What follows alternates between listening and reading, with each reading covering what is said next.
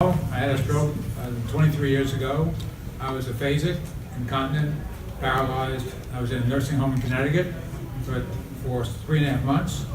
I then went on to over 2 years of outpatient therapy, 4 to 5 hours a day, 5 days a week. I had every kind of therapy, including therapy for the therapy.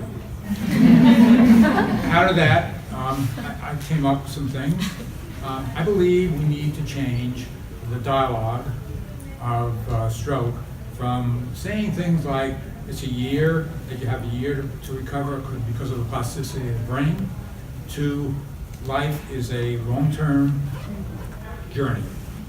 And talking to survivors here, each one of them told me a poignant story of their recovery 4 and 5 years, 10 years out. So I really think we need to change that. So with that, I started to think about how do I coherently explain what can be accomplished over a lifetime journey. And so I developed pillars of stroke victor recovery. And Stroke Victor is the name of my book, Stroke Victor, How to Go from Stroke Victim to Stroke Victor. It's a how-to book, how to get better. So the first one is very important, to survivor optimism and engagement, because as we have all talked just after earlier SSO meeting, if the person doesn't put their head into it, no matter how much therapy they have, nothing will happen. And I saw that in the nursing home and in the outpatient therapy. When people had reimbursed therapy, they went through the motions, but they really didn't actually do anything. Then traditional therapy we know about. At that point in America, reimbursed therapy comes to an end. But I say smile and keep going. And the first thing, embrace a brain and heart healthy lifestyle.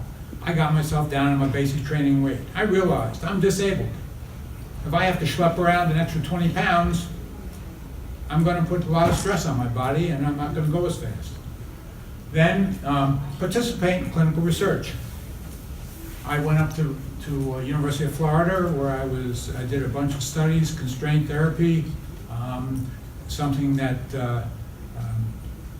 Superman did. I was in locomotion equipment. They had never done it with a stroke patient. I speeded up walking 25% in 2 weeks.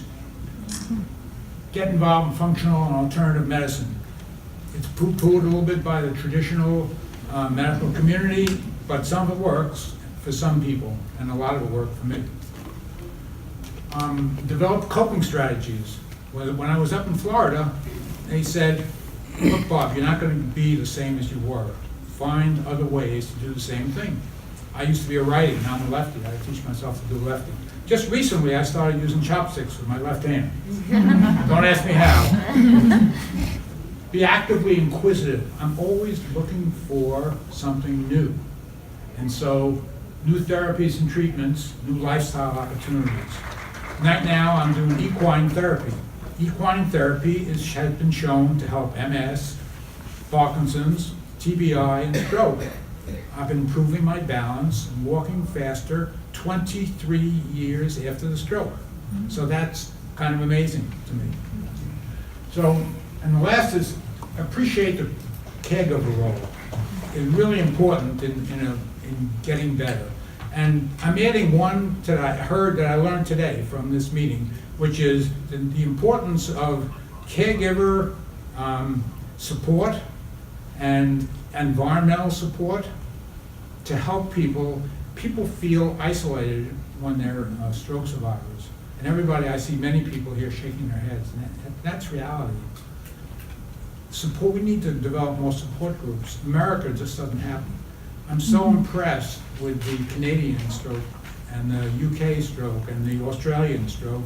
And truthfully, their stroke is way organized better than the United States.